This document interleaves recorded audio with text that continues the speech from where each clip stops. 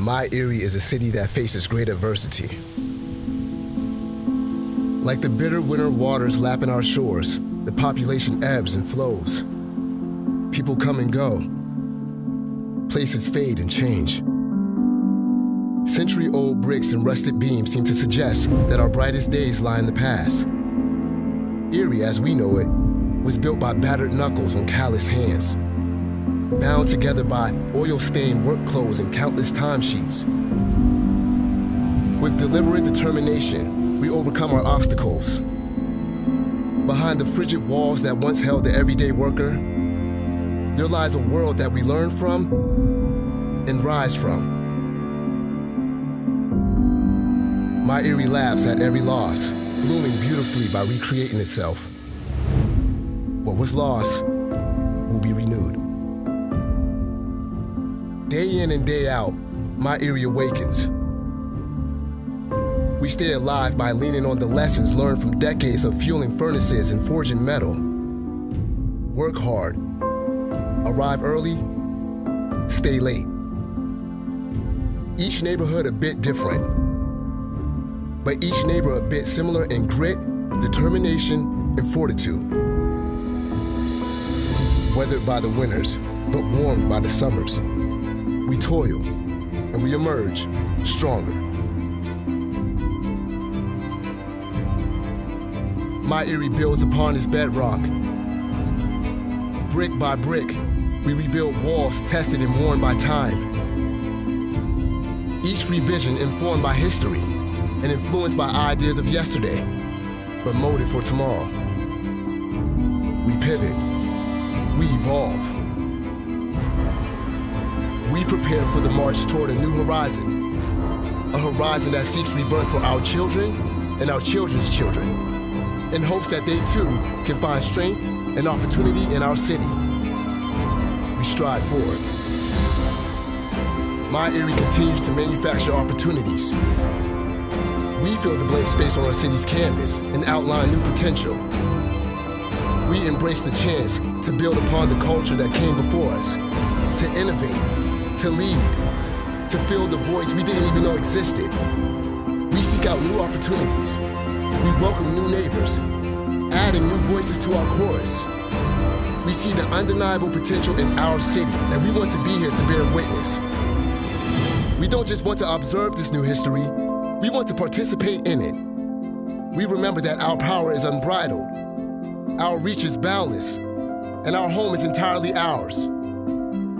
There is still much canvas to adorn, much open water to sail, faces to reveal, and growth to foster. For one another, for future generations, for Erie, we proudly proclaim, this is our Erie.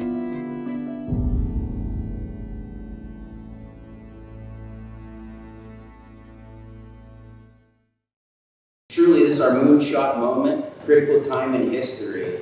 For once, we've got everybody across the county, our cities, our municipalities, and our boroughs working in synchrony for one common goal. As we move forward, there's so many folks in here, we couldn't possibly thank everyone who's had a hand in this, from Kim Thomas, Karen Billowith, the chairman of our steering committee, Bruce Katz and Florian, who will be here to present tonight. There's been countless individuals and entities across the county and across the region that have put their hands on this plan, put their ideas on paper, and are bringing this opportunity to life. So I want to thank all these individuals. Thank you for in attendance. At this time, I'm going to ask our chairman, Karen, to come up and take it away.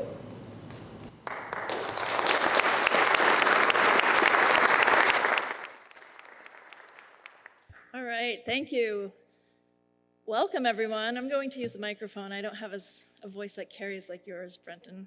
But I want to say thank you to everybody who showed up today on a Friday afternoon at 4 o'clock on a beautiful summer day to hear what we have to say about this exciting initiative. I'm Karen Billowith, and I'm honored to have joined the Erie Community Foundation in October as its president. And since relocating to Erie, the question I am most often asked is, why Erie? That video captures Erie's pride of place and the momentum that's driving Erie forward. So I say, who wouldn't agree that Erie is a community with great assets and even greater opportunity? I want to thank County Executive Brenton Davis for his opening comments, but also for being involved in this initiative, and also Mayor Joe Schember, because as Brenton said, it's so important that the city and the county are working in alignment on this initiative. I also want to thank the other members of the steering committee who are collaborating on Erie's Inclusive Growth, a framework for action, and we're going to unveil this to you today. The other members include Chris Marsh from Erie Insurance, Perry Wood from ECRA, James Grunke, Erie Regional Chamber and Growth Partnership, Gary Lee, Diverse Erie, and Ferky Ferrardi, Jefferson Educational Society. The steering committee has also hired Kim Thomas, formerly with the Pennsylvania Department of Community and Economic Development, to staff this initiative. Kim brings a depth of knowledge of community development, a network of relationships, and most importantly, a bunch of enthusiasm to this work. You'll hear more from her later in the program. But today we asked all of you here to introduce the Investment Playbook. And this playbook is really the result of a series of interviews and communication with more than 50 community stakeholders. So even though this room doesn't look full today, we had a full room earlier with all of those stakeholders because we wanted them to be the first to see the result of all of their good input. But these individuals and institutions have insight into Erie's challenges and opportunities, and they will also have a role in moving this work forward, as will all of you, because you're interested enough, again, that you showed up here on Friday afternoon at 4 o'clock. So looking around this room, and some of you will know that I'm talking about you when I say this, but you know that Erie has many plans. So a lot of people have asked me, what's different or new about this work? And I would say a couple of things, but two of the important things that make it different is that it's action-oriented and it's time-specific. It's designed to take advantage of the moment that we are in right now. And Bruce and Florian are going to talk a lot more about that. But there's an unprecedented level of federal and state funds that are not available annually, and they may not be available again for decades. But what is also unique is the collaboration of the public, private, and civic sectors.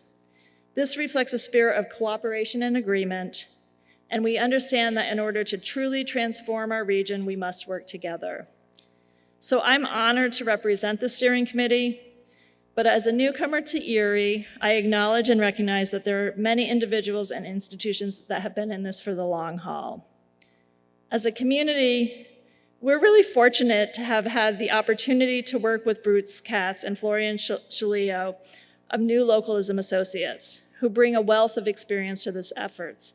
And I wasn't here in the beginning, but something captured the attention and the interest of Bruce Katz years ago, and he started to work with Erie in many different ways.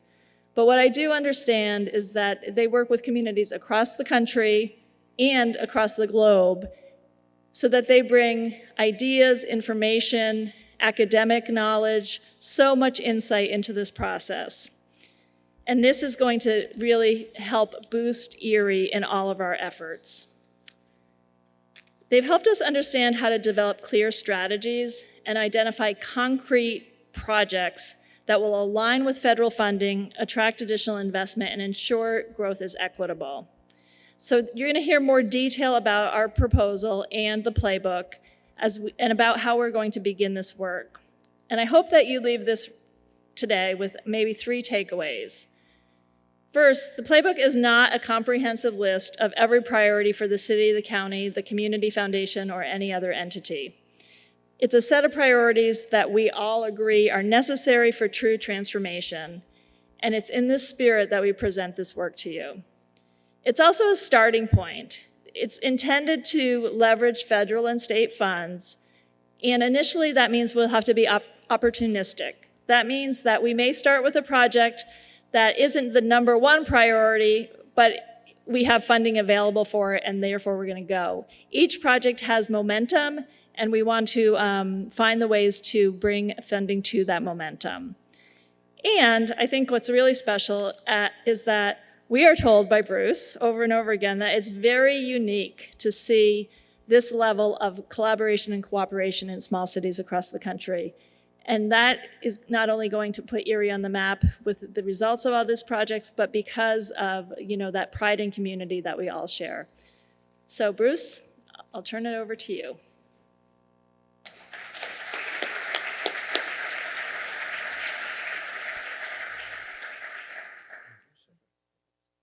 Thanks, Karen, and thanks to the county executive for your leadership. And the mayor's not here today, but he and his team have been deeply involved in this effort as well. So I just want to build on what Karen had said. There are a lot of plans that have been developed in Erie. This is a playbook, and it's really geared to a very different moment. And what's the moment? The moment is a fire hose of federal money that's coming, right? The American Rescue Plan was passed last March. That's $1.9 trillion. A good portion of that funding went directly to cities, counties, and states. And then in November of last year, there was an Infrastructure Investment and Jobs Act passed, about $1.2 trillion. About $550 billion of that was new money. And there is still more funding that quite possibly could come because there's a $250 billion Innovation Act that's being reconciled between the House and the Senate. The list goes on and on. So failing to plan is planning to fail at the end of the day. This funding is coming through multiple programs, hundreds of programs, across dozens of agencies and sub-agencies. And the federal government is basically saying, they're not writing a memo to this effect, but they're basically saying, if you have your act together, cities and counties, metropolitan areas, you will do quite well. If you don't, you're out of luck. This playbook is to try to help you get your act together based on interviews we've had with literally dozens of people here. So all this money is coming down in verticals, right? Silos and stovepipes, very disjointed. I mean, this is how the federal government operates in the 21st century. When the money hits the ground, it could be a downtown, it could be a waterfront, it could be an airport, it could be a county municipality or a borough or a township. That's when all this funding needs to be braided and blended together. So you take funding from one agency around infrastructure, funding from another agency around small business, funding from a third agency around housing. That all has to come together in particular places. The federal government will say they want it to happen, but it's really up to cities and counties to design and deliver programs in that kind of collaborative and coordinated way. So that's what this playbook is about.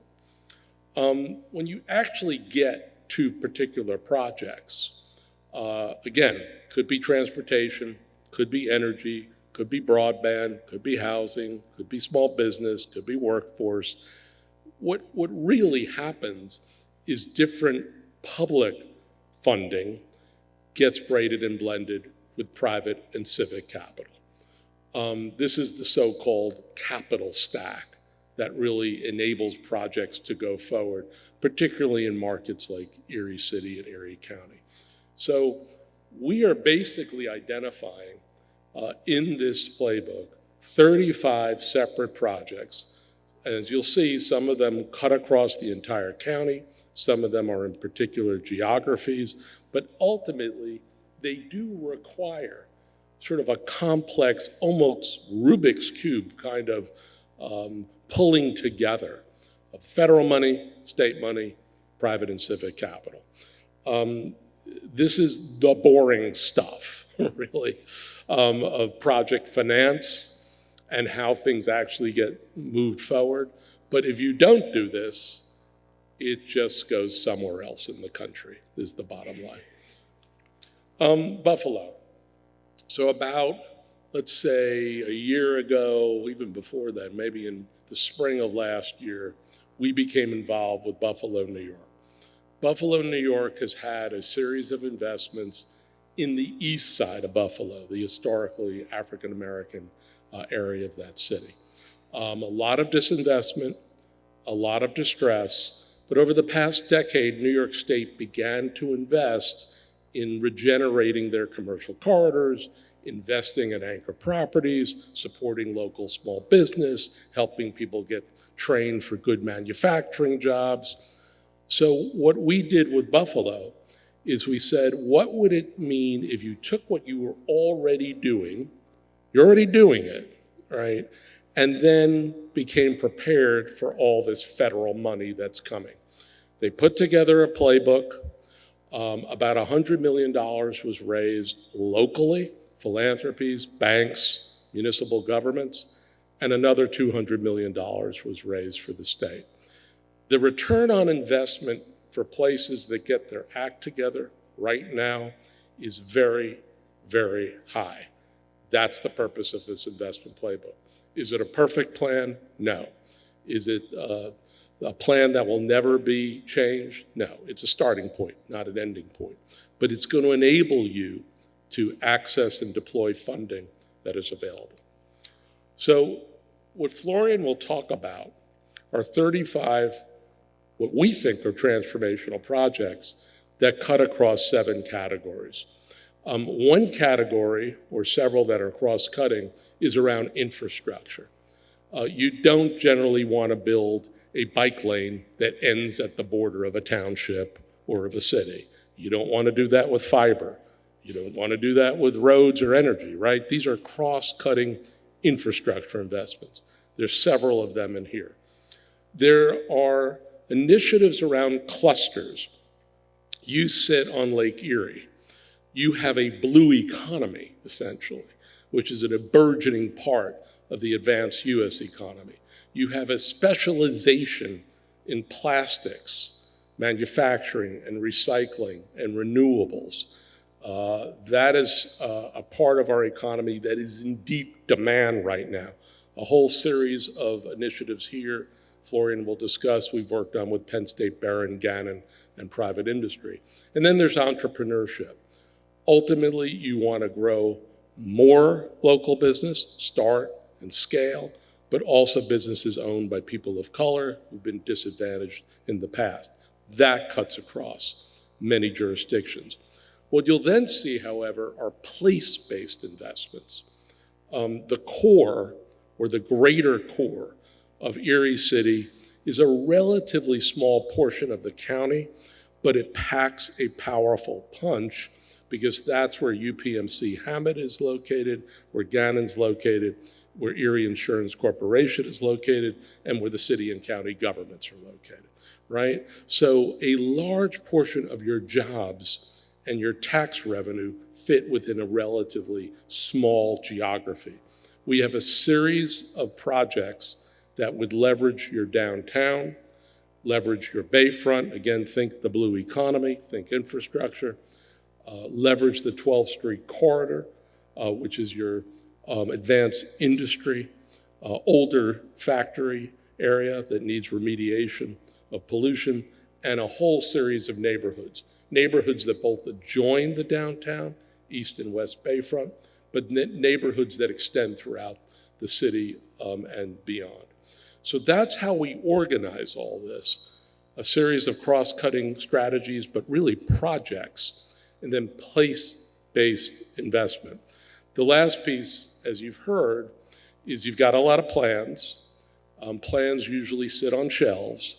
They're nice to look at, they're nice to read, but you want to bring them to fruition.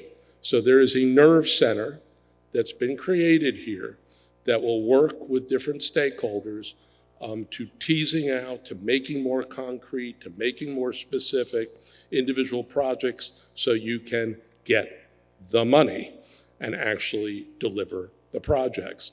So this nerve center, which is cutting across the public, private, and civic sector, really, which is highly unusual in the US right now, you really have the first one structured in this way, is meant to basically deliver. 1.1 billion sounds like a lot of money. But this is a very substantial economy. And again, the capital deployed cuts across government, private, and philanthropic. And again, these investment categories are in some cases cross-cutting, in some cases place-specific. And then finally, we talked about the Nerve Center. It has a steering committee, which Karen talked about. It has a staff. Thank God for Kim Thomas. She's gonna wake up 2 months from now and go, I did what? But it's really critical to have someone who understands government and government programming, given that there's a plethora of funding possibilities.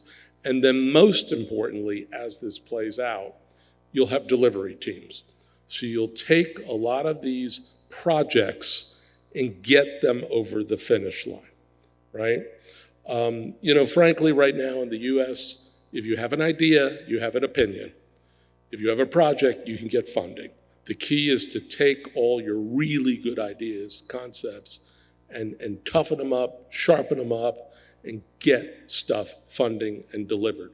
That's what this playbook is about. I'm going to turn it over to Florian, and he will go through the boring bits. It's true, somewhat unfortunately, that I have the task of telling you a little bit about the 35 investments that we have prioritized, at least initially, as part of this playbook. Now, the good news is that I'm not actually going to go through all 35 of them. We have created what we're calling a living document because the intention is very much that it will be updated and refined based on the work of organizations and individuals in the community like yourself. And so I'll give you an overview of what's in the playbook, a couple of examples, and then hopefully we can go out and enjoy the weekend. Now that said, there is a lot of planning and detail that went into these projects. And so I am going to ask that you all bear with me for the next, hopefully 10 minutes, that I will get through some of the detail here, because this is a time for detail. This is a time to lean in, to squint, and pay attention to the various investments that we're proposing here for Erie. These are the 35 of them. I'm not going to read them all. You probably can't even read them on the screen. So what I will do instead is talk through the 7 categories that Bruce mentioned with a couple of examples. But first, I want to say something really important about the geography of this playbook. Bruce mentioned the importance of the greater core or the downtown, and it's true that that has a disproportionate economic effect on the county. However, that's not the entire region of Erie. Of course, we can't just have the same sort of trickle-down theory and assume that if we invest in only a small portion of the county that everybody will benefit. And so this playbook includes investments that are in the city and in the county in 4 different ways is how they work together. So the first is that there are investments, as Bruce mentioned, in infrastructure and entrepreneurship and in economic clusters that cut across the entire county. And those are very important, a critical part of this playbook. In fact, some of the most exciting projects are in those categories. Second, the investments that do occur in the core, so whether they're in the central business district or in the waterfront, some of those really make sense only in that place. If you want to build new recreational uses on the water, you can't do that too far out in the county if it's not along the waterfront. If you want to create a new food hall that's going to have a lot of patrons from UPMC, from Erie Insurance, from Gannon, that's going to need to be, or that would do a lot better downtown. So some of these investments, while they are in the core, will have a disproportionate effect that can benefit the rest of the community. But that's not all. The third piece here is that the playbook and the Nerve Center are intimately connected with efforts that are happening at the county level. So as you may know, the county executive has undertaken a very ambitious initiative to launch a fusion cell. And that cell is going to work hand in hand with the Nerve Center to make sure that some of the investments that are being prioritized in the playbook are being expanded up and out into the county. And so you'll hear more about that in the coming weeks and months ahead. And then lastly, the playbook is meant to be updated. If you think that there's a particular part of the city that isn't represented, or a particular part of the county or the region that isn't represented, tell us. Come to us with your ideas, and because we want to put them in the playbook. We want to make sure that the ideas that you have all had for a very long time are receiving finally their day in the sun. So if you want to take like a second to zone out or look at your phone or whatever, this is the moment, because now we're going to get into the detail and I'm going to need your attention for the next 8 minutes. Ready, go. The first set of investments are economic clusters. So Erie has a lot of unique assets that allows it to create new clusters of economic activity that offer high-paying jobs in the traded sector that compete globally. And these are clusters in things like plastics recycling, advanced manufacturing, and the blue economy. Erie actually is positioned in a way that many other cities and counties aren't. And so this is an opportunity for Erie to, as I said, re-enter a set of new and globally competitive industries that will hopefully create new jobs and raise wages across not just the city but the county as well. One of the investments that we've highlighted in this playbook, this is the only example that I'll give to spare you the time, is part of this very unique collaboration that's happening between Gannon and Penn State Barron, focused on plastics recycling. The idea here is that you can create an advanced manufacturing center that can actually test new uses for plastics and plastics recycling that doesn't exist anywhere else in the country. As you can see, we've outlined not just sort of what this investment is, but what we think the cost is, where we think that money will be spent, and the sources for that funding. And that's particularly important because this is something we can then take to the state government, to the federal government, to national foundations, to sources of funding that Erie may not have had opportunities to engage with in the past. There are 35 of these. Again, I invite all of you to look at these in detail on your own time. The second category of investments here is on entrepreneurship. And this is really important because as we talk about new economic clusters, we want to make sure that that creates jobs that have an effect across the region. So if there's a new large business that opens, if plastics recycling takes off and there are a set of new businesses that open, we want to make sure that there are also small businesses and entrepreneurs that can run alongside of those investments so that those businesses can procure services and products and spend money here in Erie in the businesses that can serve them. That will help keep the money local and help have a higher multiplier effect for a lot of the economic activity that would happen in Erie. So, in this playbook, there's a lot of money and programs that we've identified that can help provide coaching for entrepreneurs and small businesses, provide a lot of capital, which is surprisingly abundant at the moment, largely in the form of equity and very low-cost debt, and also a big emphasis on the diversification of the supply chain, so that, as I said, as new businesses arise, that the other services that those businesses purchase and buy are local businesses here in Erie. The third category is infrastructure. As you all know, the federal government passed the $1.2 trillion Infrastructure Investment and Jobs Act. There are a lot of things that Erie has not had the opportunity to invest in the past. These include things like broadband, upgrading the electricity grid, new bike lanes, streetscaping, and in order to make all of this happen, in order to realize all of the funding mechanisms that are now available, there may need to be some boosts in capacity that are provided for the city and for other entities so that you can get the grant writers, get the capacity to make sure that you can get more than your fair share of this money. I want to now talk about the 4 categories that are place-based. The first one is in the downtown. So these are more, these are sort of regional, or sorry, not regional, they're like place-based investment strategies where a lot of the projects are focused on either specific corridors, specific neighborhoods, or even specific buildings. So there's a lot here that has to do with, for the downtown, building on the momentum that has already started in terms of commercial development, residential development, but also doing streetscaping so that you have complete streets in the downtown. Making sure that social services are getting an increase as well to make sure that the residents, and there aren't residents of the downtown that are being left behind. And then finally, there are particular properties across the downtown that may make sense to be repurposed into different ways. And now is the best time in decades to actually purchase and reuse some of those properties. The Waterfront is another unbelievable gem that Erie has. As an outsider, I am shocked every time I come here how beautiful the waterfront is, and what you've already done with it, with the convention center, with the Sheraton.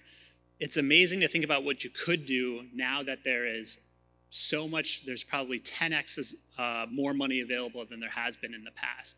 And so thinking about what can you do with some of those properties that are perhaps a little bit less used or completely unused at this moment. How can you do things that that no one else in the US has done, that only some of the best examples in the Netherlands or in Denmark have done? How can you bring some of that back to Erie and create truly a world-class waterfront?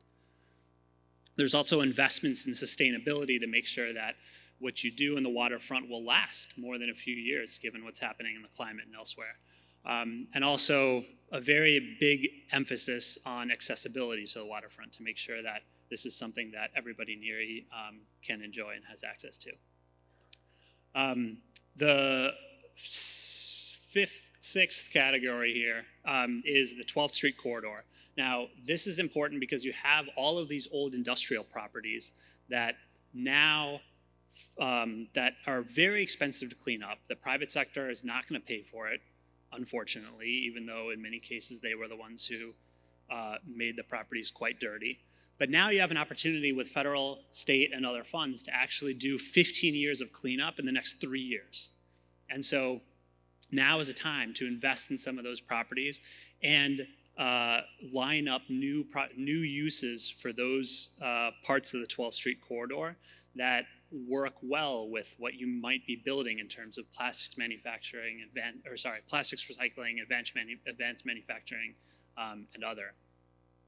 The last category that I'll talk about is neighborhoods. So here there are 8 different investments. They're all very important because this particular set of investments is designed to make sure that as investment happens in Erie, as property prices increase, those are things that do not displace people who already live here, and in fact offer opportunities for people who do live here to own property, to own their homes so that they can benefit when those prices finally increase. So the investments here have things to do with building new homes, with renovating existing homes, with making sure that as all of this construction and development is happening, that the money from that construction goes again to small businesses in Erie, to Black, brown, women, and minority-owned construction firms, and also that we are investing in commercial corridors in the neighborhoods to help bring back mixed uses into some of the mixed uses and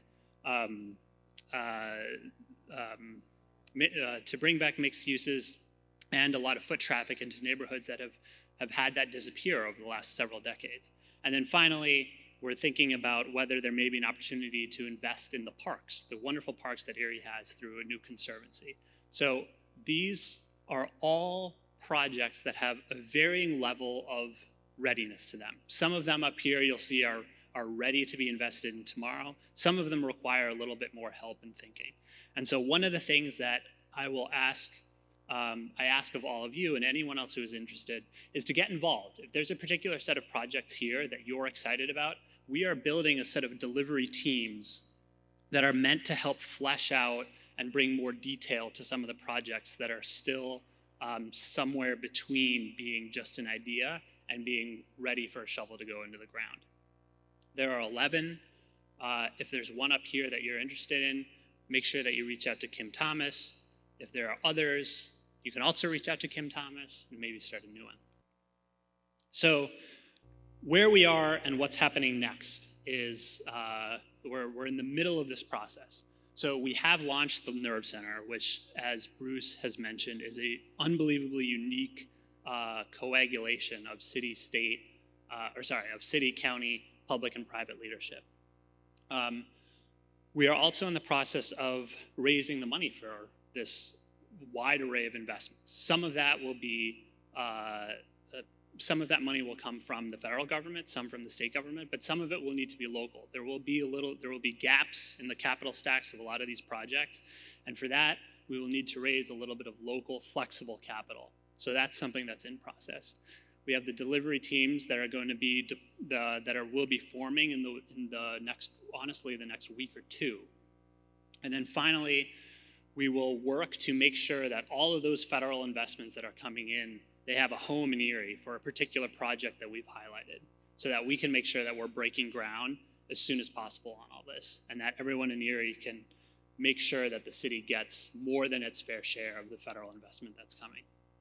That's all that I have today, but I want to thank everyone for taking the time for this, and I really hope that you do take the time to explore the investment playbook in more detail, and that you'll come with us on this journey of beating it up, refining it, volunteering your time, your ideas, and your support, because that's the only way that something like this works. And I know that you've had many people, whether they've been elected leaders, consultants, otherwise come before you and tell you about a particular plan that's exciting or unique for the community. And we understand that. And you don't owe us your hope, but we hope that you'll give it to us anyway, because it's too important of a moment to pass up. So I appreciate all of your time, and I want to now pass it off to Gary Lee, who will say a few additional words about the initiative.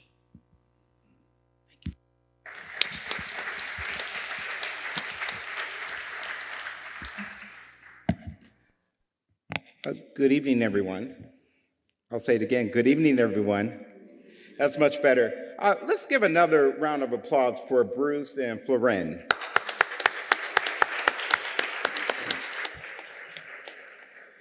When I stand behind a podium, I feel so formal. And some of you that have heard me speak, my father, God rest his soul, was a pastor. And I saw a couple of people out there with baskets, and immediately my mindset went to taking up an offering. So feel free, if you like what I'm saying, just make out the check. We can cash app, we can do, no, I'm just playing. But I'm excited to be here on this evening. Ladies and gentlemen, let me share with you that this is what we've been waiting for, this playbook. If I don't ever read another study or report, I'll be fine. My career, that seems like the better half of it, that's all I've been doing is reading these reports and studies. But this plan is a plan. It's an action plan. The investment playbook is it. Erie Inclusive Recovery, a framework for action. They've asked me to share a few words from my perspective, about the diversity, equity, and inclusion, speaking from that lens as far as how this plan is going to change Erie and transform Erie as we proceed. I'm often asked to define and to give my thoughts and views when it comes to diversity, equity, and inclusion. And I don't like to define it, I like to use an analogy. And that analogy is that diversity is being invited to the party. Yeah, invited to the party. Equity is being asked to dance at the party, which is nice. But inclusion is being asked to plan the party. And that is what the playbook is doing. It's a living document. It is asking persons of color to come to the table and help plan the party. C.S. Lewis said, you can't go back and change the beginning, but you can start where you are and change the ending. And that's what we plan to do with this playbook. Diversity and inclusion, I just don't want it to be another hashtag. Everything's hashtags these days, and it sounds cute. But we want it to be a part of the design and build as we write the next chapter in Erie County's future. The various projects and initiatives will be reviewed and evaluated through DEI lens and maximizing the region's investment dollars, developing a pipeline for procurement opportunities for Black and brown small businesses, improving access to capital for these businesses, Addressing home ownership in Erie County. Some of you may know that individuals that own homes in Erie County, of them, 95% are white. That's a fact. Less than 3%, 2.8% to be exact, are African Americans. We have to change that because we know that if you're going to create wealth, that is one of the avenues that you can do it impactfully. How will the steering committee do this? I'm glad you asked. By following the following goals: transparency and accountability for assigned DEI-related commitments and results. What you don't measure doesn't get done, so we're going to measure it. Strategic assessment and further integration of key partnerships and the community engagement initiatives. Maintaining knowledge of industry trends and best practices, benchmarking, seeing what's going on in other parts of the country. We're going to go up the street to Buffalo. We're going to go to Atlanta. We're going to go to Columbus. We're going to see what they're doing, take those best practices and bring them back here. Facilitating engagement and conversations regarding the vision and mission of the playbook. We have to be intentional if we're going to change the trajectory for persons of color. I like reading a lot, and one of my favorite authors is John C. Maxwell. And the latest book that I read by him is called Leader Shifting. And he defines leader shifting as the ability and willingness to make leadership change that will positively enhance organizational and personal growth. He talks about 4 different zones when it comes to innovation, which impacts how we live, how we lead, and how we achieve. So let's unpack these 4 zones very quickly. The first zone that he talks about is the coasting zone. I do as little as possible. We all know individuals like that. The comfort zone. I do what I've always done. We hear that too often. The third zone, the challenge zone. I attempt to do what I haven't done before, which is fine. But there's another zone that's higher than the comfort zone, or the challenge zone, which is the creative zone. I attempt to think what I've never thought before. And that is what we're going to have to do. We're going to have to think differently. We're going to have to change our mindset. We're going to have to switch from abundance now mindset as opposed to a scarcity mindset. Scarcity is driven by fear. Abundance is driven by inspiration and hope. I think Steve Jobs says it best, and I quote, "Great things in business are never done by one person. They're done by a team of people." And ladies and gentlemen, we are that team of people. As I close, I leave you with this challenge. Don't talk, act.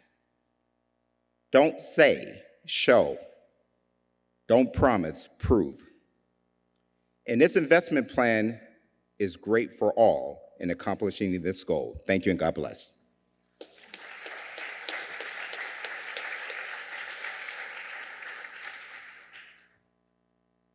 Thank you so much, Gary. We do want to bring up now our guests today, Bruce and Florian. We're going to do a little question and answer. Thank you all who provided some questions on the note cards, so we'll go ahead and get to those. I'm very cognizant of the fact that there's a clock above our head that you are all likely looking at. All right, you ready? Let's go. All right. So will some of this money go to clean up the Coke plant as a play space that could be created potentially? So you need to apply to get money to clean up the Coke plant. So so it's not like the federal government has basically said, here's $4 billion to Erie City and County, go sort out what you want to use it for. They did send some funding to the city and some funding to the county under the American Rescue Plan, but everything else is either funding that has to be deployed pursuant to your strategies or applied for in competitive grants or deployed through tax incentives, et cetera. So if you want to clean up the Coke plant, you're going to have to come up with very specific ideas for how to do that, costs for it, and then find the right program to ultimately get it financed. So it's in your court, Right. is the bottom line. And I think maybe, Florian, you can expand on that a little bit too in talking about how potentially delivery teams being deployed specifically around that project, that initiative, because it's a monster to say the least, but how that is sort of integrated into the playbook. Yeah, I mentioned this briefly, but the property that the Coke plant sits on is a real prime property and location in Erie, and it has sat dormant for too long. And there will not be another opportunity like this where you will be able to apply and pull from so many different types of funding to be able to remediate that property. Now, what you do with it, because of how nice it is going to be a very important decision. And you don't want to leave it up to chance or leave it up to the first person to come in and spend a little bit of money on it. And so what we have been discussing is, how do you really look to the best examples across the country and across the world for how you can use a piece of waterfront property like that? And so the delivery team for that particular project in the waterfront is going to be very focused on, what are really the global best practices, and then figuring out what fits well for the Erie context. Thank you. So this next person said that more than 58% of blighted properties actually have people living in them. In the meantime, homes in these areas are being developed in Bayfront neighborhoods. How will this plan address displacement and homelessness? So I'll try to address, it's like two separate questions. I think that the issue of blight is real, and that number is far too high. And what's in the playbook is not saying that we should be focused solely on building new apartments or new condos or new homes. It is also about home repair for existing homeowners, and not out of town landlords who have multiple properties and who don't maintain them. This is not an opportunity for them to take money from the city or from the county or whatever pot of money it might come from. But it's an opportunity for individual homeowners to repair properties that they have, so that you can start to address the blight problem, whether you're an owner, whether you you own and rent out maybe one property or something like that. But at the same time, you also want to be looking at parts of the city that might need more or new housing. It's a both-and approach, and I think that's very important to this playbook, is that for the first time in a very long time, there is so much funding that we no longer need to have a scarcity mindset, where the idea is that if you get money, I won't. This is an opportunity where multiple investments can receive funding. So great question here. How much local capital has been raised? Might be a little tough to answer, but how much will ultimately be needed? So I would just say that there's a lot of local capital that's being put to purpose already. It's really important to understand that we focus on the downtown, for example, and a lot of folks focus on Perry Square and the Erie Downtown Development Corporation and what that's been able to do with some of your historic properties in Perry Square. But there's a lot of other investment that is being made by local enterprises here and local individuals. And that's really important, because in other parts of the country, we're seeing investors move in at scale, take over properties in downtowns or neighborhoods, and not provide them, with the loving and care they need, to tell you the truth. So there already is market investment being made here. In some ways, you're taking back Erie, and you're really taking back the core and beginning to imagine a 21st century downtown. There's a need for philanthropic capital. The Community Foundation, Karen's, leading this effort. Because of your market condition, when you think about the cost of acquiring property and renovating property, that combination may exceed the market value. So the banks won't lend unless there's some concessionary capital or other philanthropic capital. So the public money is not sufficient. It's going to have to leverage up and be matched by private and civic capital. To put a number on that is difficult, but the fact is you already have quite a bit of effort underway, and the devil will be in the details. If you're going to do work in the neighborhood, that will be a certain kind of capital. Do work in the Bayfront, different kind of capital.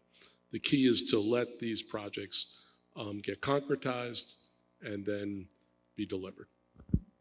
So the next question really touches on an application process. I think perhaps when we're thinking about the investment playbook and applying for these federal and state funds and other resources, the Nerve Center really comes in to identify capacity challenges for organizations and things of the like. But the question is, will the application process be transparent, and I'm curious as to your reaction to this, and uncumbersome? There you go. We're throwing these guys to the wolves a little bit here in terms of, we thought maybe this would be more towards the application of the planning process. So we'll touch on a couple of things real fast. So the EPA, we are in direct talks with the EPA to get control of the coke plant, do estimated costs of the remediations, and kind of work through the environmental costs and how we're going to layer that capital. To kind of touch on what Bruce is saying, in the planning process of that, we want that to be a world-class attraction. We want that to be a benefit to our economy, and we also want to protect the environment. So those are things that we're actively looking to do through the EPA. I was just in Ontario and Chicago at 2 different Blue Economy conferences this last week and talking about the different ways we can stack our capital to aggressively go after these brownfield remediations, specifically the ones that relate to the Great Lakes cleanup dollars, the $1 billion the Biden administration has allocated for cleaning up the Great Lakes. So we've made some contacts with the regional directors of the EPA, and we're starting to work through all the different steps involved in that to come up with the plan that Bruce is talking about. But the first plan is the plan for that remediation. So that hopefully that answers that question on the coke plant. Moving forward in terms of the ARPA process, again, it'd be nice, but the mayor couldn't join us. So there's been 2 different application processes. So the city, I can't really speak for that. I don't know if there's anybody in here from the city that can, but specific to the county, we have our 2021 funds that have already been allocated, that have already been implemented, and that are actively working in our community. The 2022 funds, we've created an ad hoc committee, which is going to essentially aims to put those funds in a transformation fund and hold them. Very specifically, about 5 weeks ago, I spoke directly with the Biden administration from the White House, and they're stressing these procedures for having matching funding. So if we expend all of our capital, if we expend our entire $52 million, we won't have the 20% match to apply for funds, whether it be the airport, whether it be the port, whether it be the coke plant, whether it be homelessness programs, so forth and so on.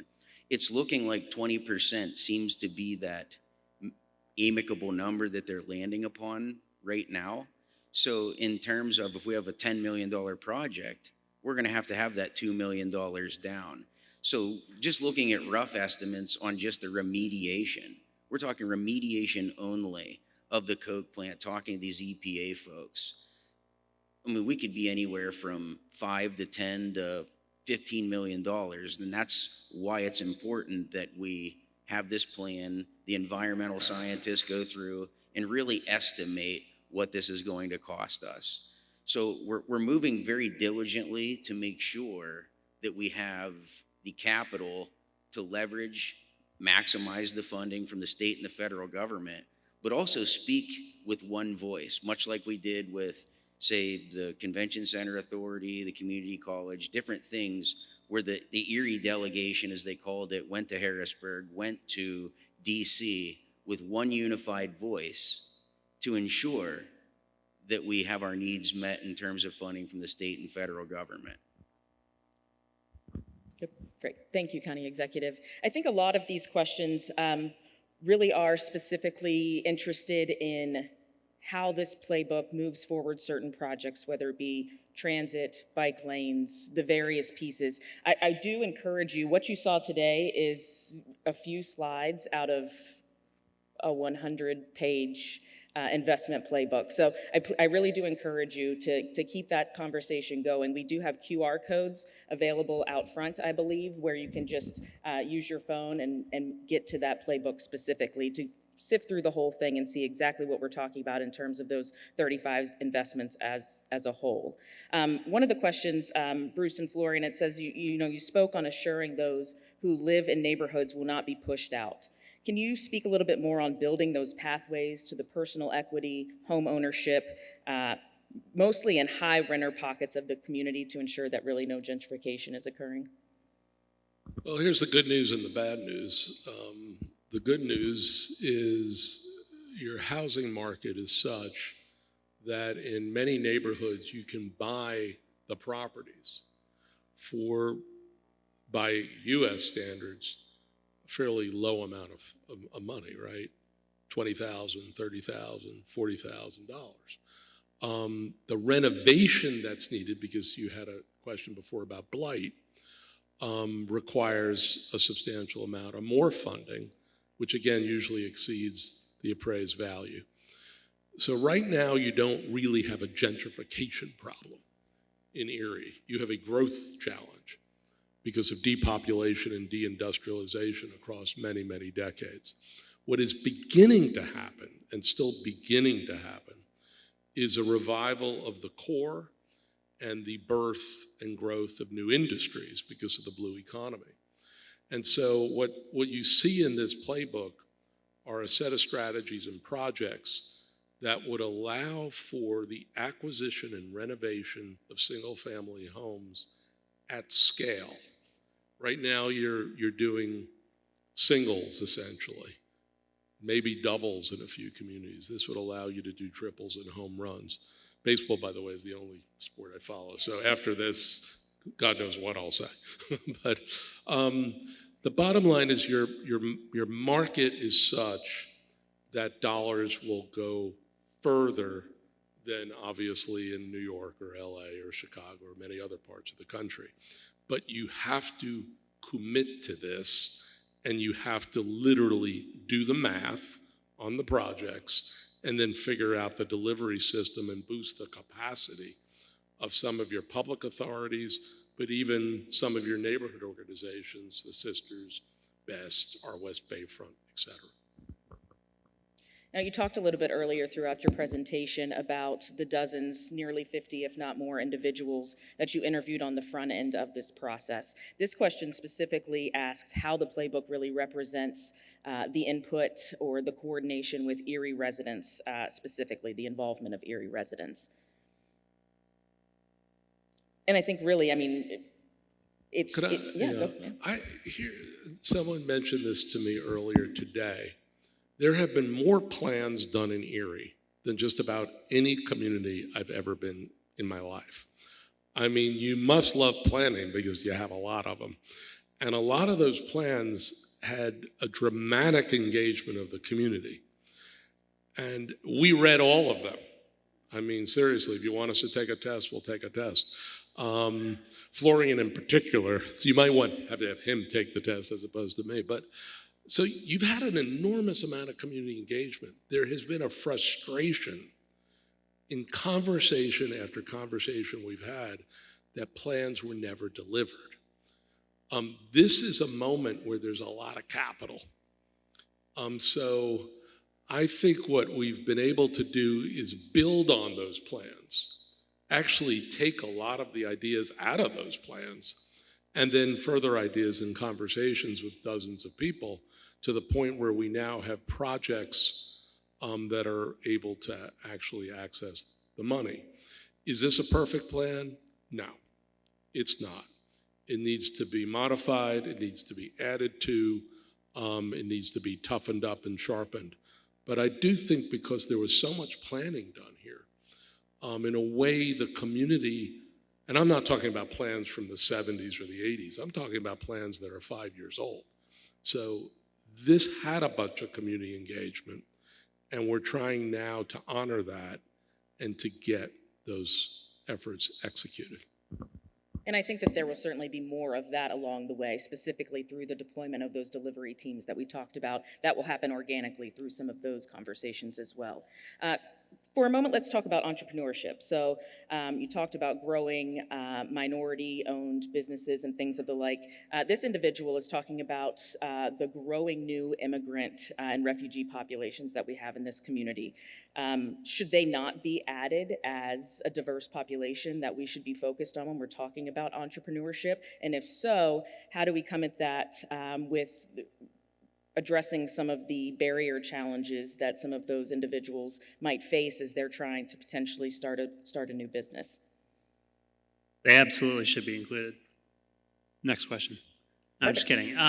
They absolutely should be included. And some of the mechanisms by which funding is available to Erie is actually can help facilitate that. So the Small Business Credit Initiative is a large program out of the Treasury, I think from ARPA, or is it CARE? Is it from, anyway, and the state is basically receiving far north of $100 million that is meant to be invested in small businesses across the state. And so, and there are special allocations of that funding for at least the way that the Biden administration defines, I don't know the exact terminology that they use now, but for entrepreneurs from underinvested communities. And so there are millions and millions of dollars of funding that will be available just for those types of entrepreneurs and businesses. And we've been working with a local CDFI to help make sure that that funding can reach Erie at least at a proportionate share, if not more. All right, we're going to do one more question as time is running out. And this might not necessarily be the easiest question, but I think it's important to address. Perfect, Florian. But I think you both do a tremendous job in explaining what this playbook is, what it isn't, and how we're going to move it forward. So this question in particular is that this individual says that it seems like this investment playbook is the investment goes where investment already is, rather than investing where neighborhoods and communities use it the most, like disadvantaged red line areas. So this individual wants to know if he or she is wrong and how can we fix it?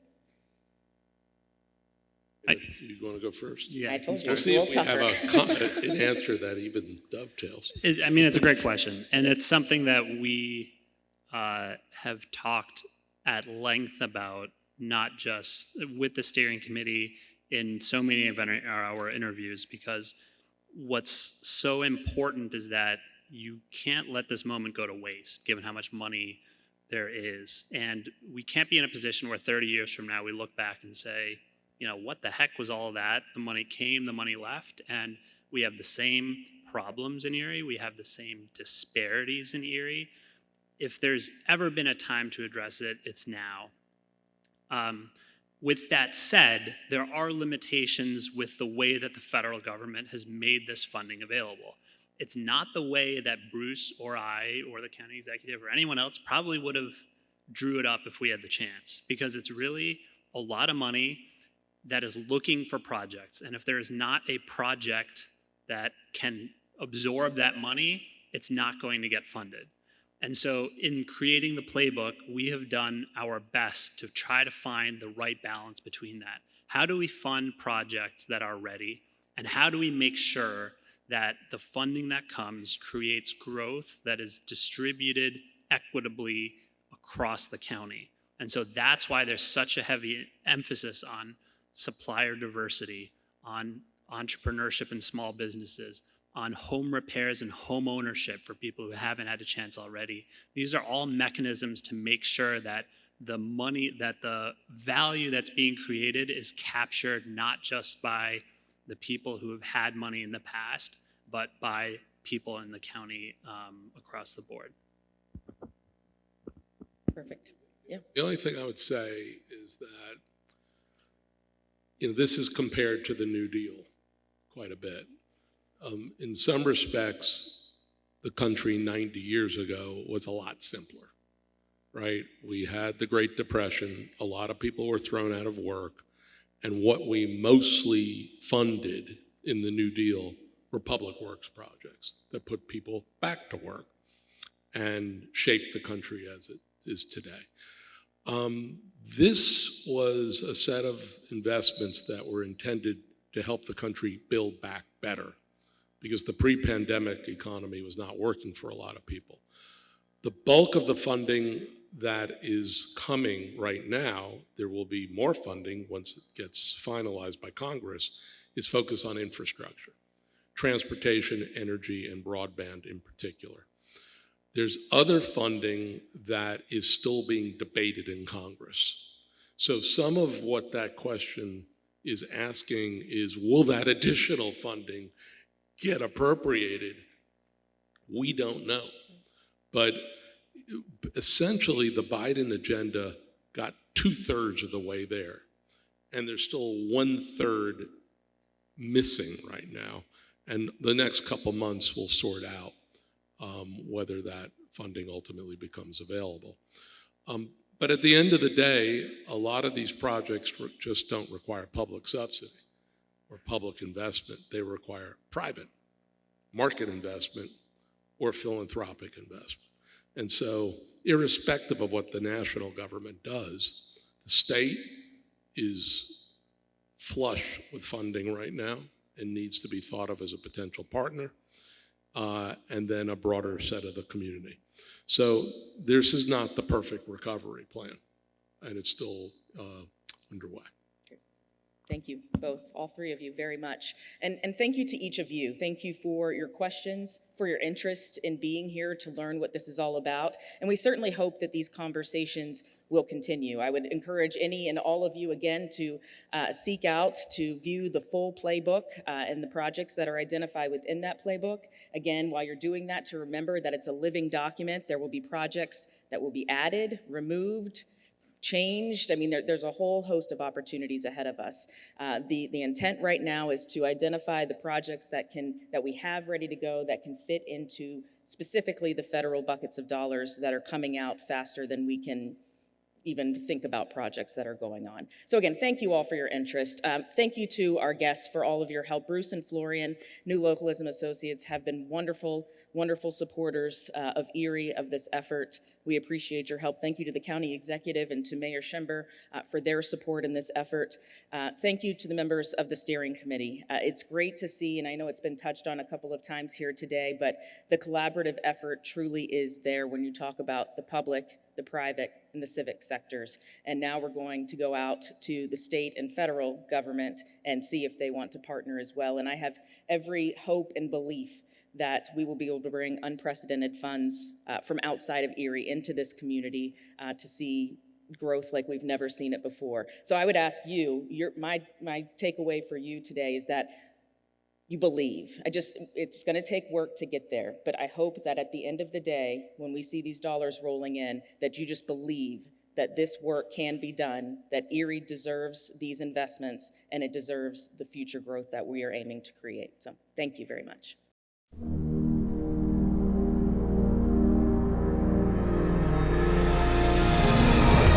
What do you love about Erie? Many people start with the quality of life. They say Erie is big enough to offer the amenities of much larger cities, combined with the friendliness and manageable size of a small town. Erie has its own ball field, amusement parks, water slides, a magnificent 15-acre zoo, incredible retail shopping, restaurant, and entertainment opportunities, including a racetrack and casino. Erie is centrally located and effectively connected to the rest of the globe by air, water, and rail. The crown jewel of Erie's downtown is its rapidly developing waterfront, home of the state-of-the-art Bayfront Convention Center and UPMC Hospital. The waterfront's natural beauty is an exceptional site for corporate and special interest headquarters, including the Barber National Institute, helping children and adults with disabilities and special needs. Erie's downtown is transforming, emerging stronger with residential urban apartments, condos, and updated professional office buildings. Exciting restaurants and food court offerings enhanced by boutique distilleries and breweries foster a culinary destination to satisfy every taste. Visitors are delighted to find an excellent selection of hotel and hospitality opportunities to ensure a comfortable overnight stay in Erie. Downtown events and attractions are showcased at the recently renovated Warner Theater, the nationally renowned Erie Playhouse, and the versatile Erie Insurance Arena, hosting an ongoing array of concerts, sporting events, and nationally recognized celebrities.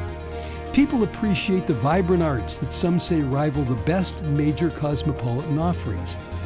Walk or ride over Erie's 6th Street to experience an urban renaissance blending past into present, where residents include the recently expanded corporate headquarters of Erie Insurance, a local Fortune 500 company, the youthful energy and continuous growth of Gannon University's urban campus, magnificent City Club facilities, and the elegance of historic Millionaires Row, highlighting well-maintained turn-of-the-century architecture, established landscapes, and beautifully manicured parks and gardens, effectively preserving a tribute to the memory of Erie's past leaders.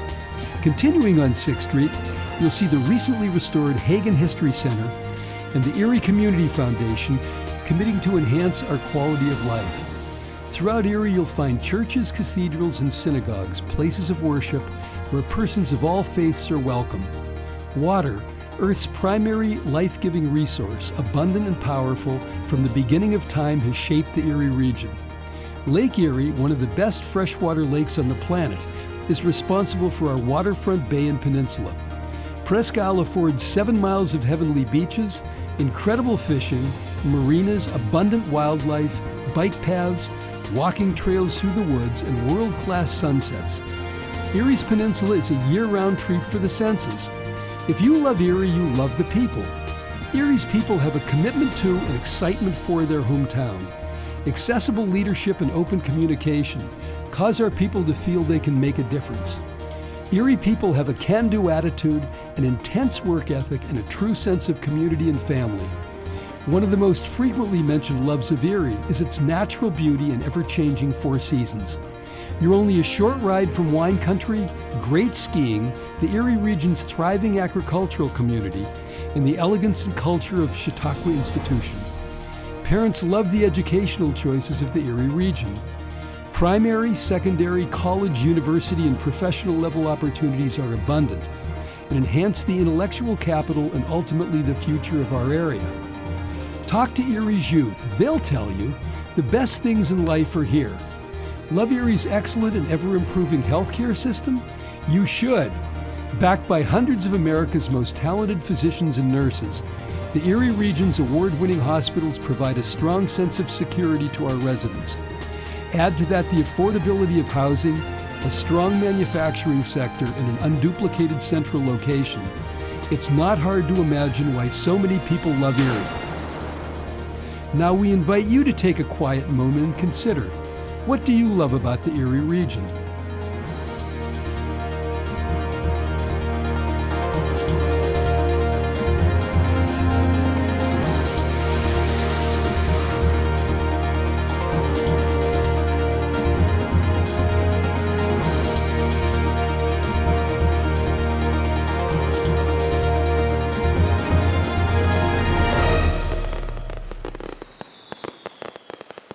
Love Erie, a feeling of profound appreciation and respect for Erie's amazing assets, great people, and history.